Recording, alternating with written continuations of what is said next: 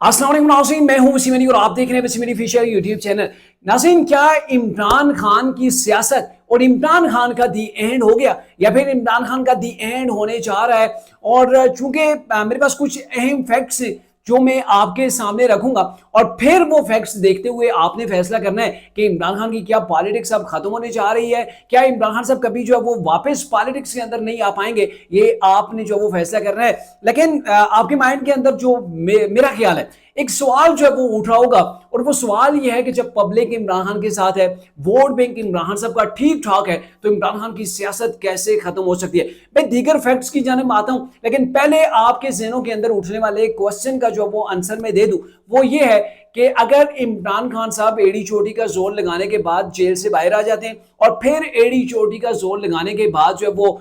Election जीत जाते हैं, government बना लेते हैं, तो फिर भी गवर्नमेंट का चलना इतना आसान नहीं है, क्योंकि पाकिस्तान की स्टैब्लिशमेंट के बिना, पाकिस्तान के कुछ इदारे हैं जिनको आपको साथ लेके चलना पड़ता है, उनके बिना आप जो वो गवर्नमेंट नहीं कर सकते। और इसकी बड़ी वाज़ेह मिसाल अगर आपको दूं, तो अदम एतमाद के दौरान जिन लोगों ने इमरान को लाया था, जिन्होंने गवर्नमेंट इमरान की बनवाई थी, उन्हीं ने अपनी सपोर्ट जो है वो छोड़ दी थी। और जैसे ही बाजवा साहब इमरान साहब की कमर से पीछे हट गए थे, तो फौरी तौर पर इमरान साहब की दरहम तख्ता जो वो हो गया था, उनकी गवर्नमेंट खत्म हो गई थी। तो कहने का मतलब ये है कि इमरान साहब ने गवर्नमेंट तो बना ली थी, कुछ साल जो वो गवर्नमेंट चली, लेकिन जैसे ही इदारों की सपोर्ट इमरान साहब ने खो दी, तो फौरी तौर पर तहरीक इंसाफ का जो है वो दी एंड हो गया था। और दूसरी जनब एक और अगर आपको मैं मिसाल दूं, वो मियां नवाज शरीफ की, और बड़ी वाज़ेह मिसाल है।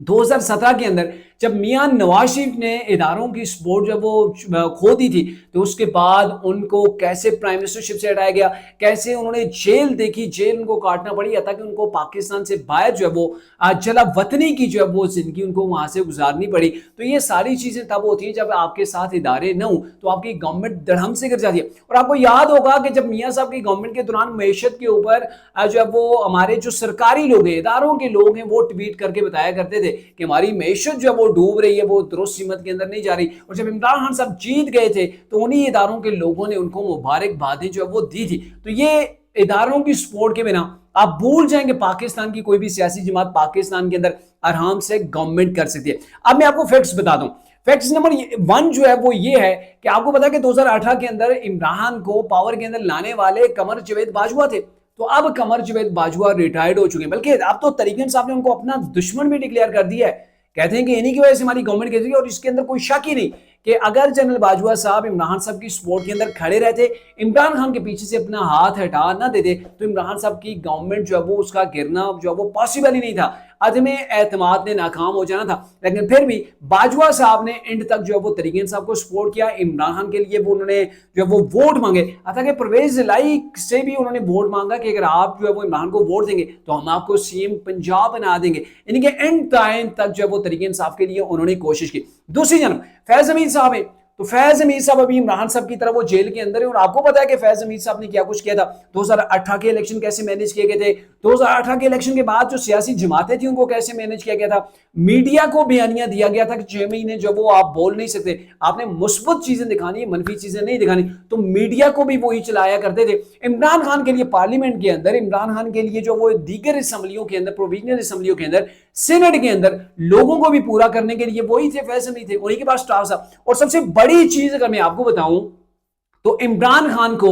चूंकि सादो को अमीन का सुप्रीम कोर्ट से लकब मिला था, तो उसके हवाले से जनरल बाजवा ने कहा था, वो एक खबर चली थी कि जनरल बाजवा ने यह कहा है कि इमरान खान को सादो को अमीन कहलवाने वाला जिन्होंने ये लकब दिलवाया था, उसके पीछे भी फैज हमीद थे। यानी कि फैज हमीद साहब ने वो गठजोड़ करके सुप्रीम कोर्ट के अंदर उस वक्त के जो जस्टिस साकिब निसार थे, उनको जो है वो कायल किया और फिर उनसे इमरान के लिए जो वो सादुक अमीन का लकब लिया। और फिर इस लकब के होते हुए इमरान खान ने अच्छे खासे पब्लिक के अंदर से वोट बटोरे थे। फिर उसके बाद अगर आप बात करें साकिब निसार साहब, वो भी अब इमरान का एहसास थे, वो भी इमरान साहब खो चुके हैं। और अब तो साकिब निसार साहब की गर्दन के ऊपर बनी है कि शायद गवर्नमेंट उनको जो है वो ऐसे कैफरे किरदार तक पहुंचाए कि वो सिंबल बन जाए दीगर के लिए, वो एक ऐसी निशानी बन जाए जिसको आप इबरत की निशानी कहते हैं। और उन्होंने जो कुछ किया था, वो JIT बनती थी व्हाट्सएप ग्रुप्स के ऊपर। और फिर जो आगे जस्टिस एजाजुल एहसन थे, उनको बिठा दिया था कि आपने निगरानी कर दी। एक सुप्रीम कोर्ट का जज जो ऑलरेडी फैसले दे चुके हैं, फिर वही जो है वो निगरानी के तौर पर जो वो बैठ गए और फिर नवाज शरीफ को पकड़ पकड़ के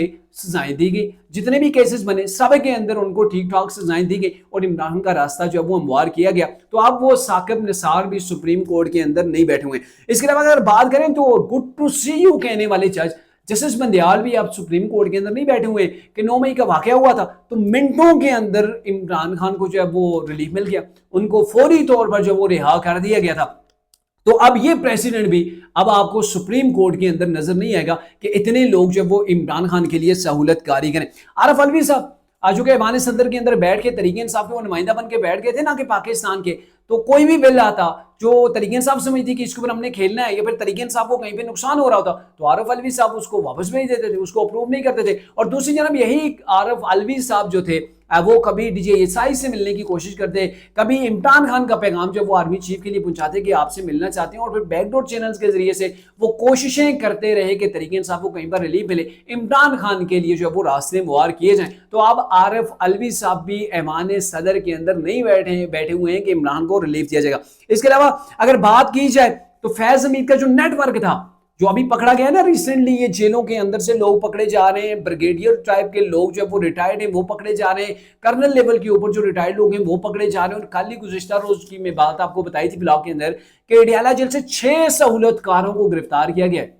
अभी तो इमरान साहब पहले तो अडियाला जेल के अंदर आराम से बैठे हुए थे ना, वो मुर्ग मुसल्लम खा रहे थे, मीडिया उनके पास प्रॉपर डेली नहीं तो दूसरे रोज पहुंचता था, उसके सामने स्टेटमेंट जारी करते थे, बैरूनी मुल्क के मीडिया के लिए जो वो आर्टिकल लेके जा रहे थे, उनको इंटरव्यूज दिए जा रहे थे। और आज की मैं बात बताऊं, आज भी इमरान खान ने बरतानवी वज़ीर आज़म से जो वो एक इंटरव्यू के अंदर दरख्वास्त किया कि आप मेरी मदद के लिए आ जाएं, पाकिस्तान के अंदर जमहूरियत को खतरा है तो आप आके जो वो बचा लें, नहीं कि सीधी सीधी सी मिन्नतें कर लें कि आप हमें बचा लें, यहाँ पे मेरे बचने के अब कोई चांसेस नहीं है, क्योंकि जो पूरे का पूरा नेटवर्क है जो मुझे मैनेज करके सारी चीजें देता था। और इमरान साहब ने कहा था जब उनकी गवर्नमेंट बनी थी तो पहले 6 महीने तो मुझे पता ही नहीं चला गवर्नमेंट कैसे चलती है, और ये गवर्नमेंट चलाने वाले कौन थे, वो जो नेटवर्क था ना वो अब नेटवर्क मौजूद नहीं है, बल्कि उस नेटवर्क के गिर्द गिरा जो है वो ऑलरेडी तंग हो चुका है। यानी कि सिस्टम के अंदर से सफाई के लिए बाकायदा जो है वो बड़े तगड़े लेवल का जो वो झाड़ू लगाया जा रहा है। और जब ये सिस्टम जो है वो इमरान के ताबे नहीं रहा है, इमरान खान के लिए नेटवर्किंग करने वाला कोई नहीं है, सहूलतकारी जो वो ऐसा ऐसा खत्म हो रही है, तो अब इमरान साहब को पता चलेगा कि कितने 20 का 100 होता है। अब इमरान खान साहब को अडियाला जेल की लाइफ का असल में पता चलेगा कि अडियाला जेल किसे कहते हैं। और इससे पहले जो इमरान साहब साल या उससे ज्यादा हो गया तो वो जेल के अंदर उन्होंने गुजारा है, वो जेल नहीं, उसे आप जो वो सेम जो वो जमान पार या फिर बनी गाला का जो वो इमरान की अपनी रिहाइश का जो वो तस्वर कर सकते हैं। इसके अलावा 9 मई के जो केसेस थे अब तो एविडेंस से हाथ लगते जा रहे हैं। इमरान साहब ने भी कह दिया कि फैज हमीद को वादा मुआफ गवाह बना के मुझे जो है वो मिलिट्री कोर्ट्स के अंदर ले जाएंगे, तो इसकी वजह से इमरान साहब ने एक पिटीशन भी दायर की हुई है। और अब ये चांसेस है कि 9 मई के जो वाकयात हुए थे उसके मास्टरमाइंड इमरान खान है, और इमरान खान को जो है वो मिलिट्री ट्रायल के लिए तैयारियां की जा रही है कि इमरान साहब को आप फौजी अदालतों के अंदर लेके जाएं। तब अब जो है जहां पे सहूलतकारी खत्म हो गई है, जहां पे वो गुड टू सी यू वाले जज नहीं रहे, जहां पे वो जर्नल नहीं रहे जो इमरान की सपोर्ट करें, और हाउस के अंदर भी और हाउस के बाहर भी इमरान साहब के लिए सारे मामलात करें, इमरान साहब जो वो सिर्फ अपनी चेयर जो है वो घुमाते रहे और बनी गाला से अपने जो है वो प्राइम मिनिस्टर हाउस के अंदर हेलीकॉप्टर लेके जाएं और फिर 2-4 घंटे वहां पे रहने के बाद जो वो बनी गाला के अंदर पहुंच जाए या फिर नथिया गली की सैर को निकल जाए। तो अब ये फैसिलिटेशन इमरान खान के लिए बाकी नहीं बची है। इसके अलावा जो तरीके इंसाफ की मौजूदा क़यादत है उसके ऊपर अगर आप नजर दौड़ाएं तो ये एक बड़ा फैक्ट है कि तरीके इंसाफ की मौजूदा जो क़यादत है ये सारे जमहूरी लोग नहीं है।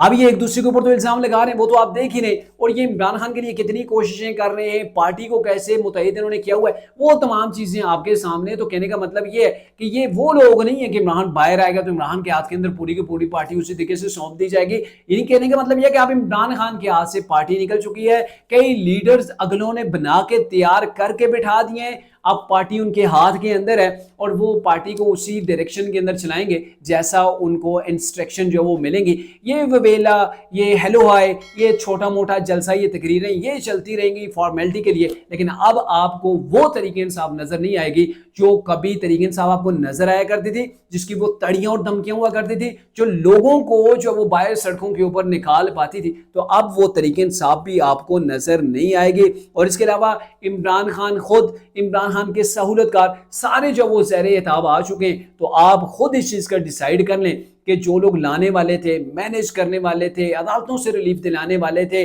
पूरी की पूरी एक सेटअप जो वो चला करता था, वो पूरे का पूरा नेटवर्क जो है वो अब ज़मीन बोस हो गया। तो क्या इस नेटवर्क की गैर मौजूदगी के अंदर इमरान खान साहब दोबारा कभी फ़ाल हो सकते हैं? और फ़ाल होने के बाद क्या वो दोबारा गवर्नमेंट बना सकते हैं? मेरे मुताबिक तो इमरान खान साहब की सियासत का, चूंकि ये उनकी सियासत का उरूज था और उरूज के अंदर जब जवाल आया तो सब कुछ वो बहा के ले गया। तो अब दोबारा से और उस उरूज के ऊपर पहुंचना इमरान खान के लिए पॉसिबल नहीं होगा।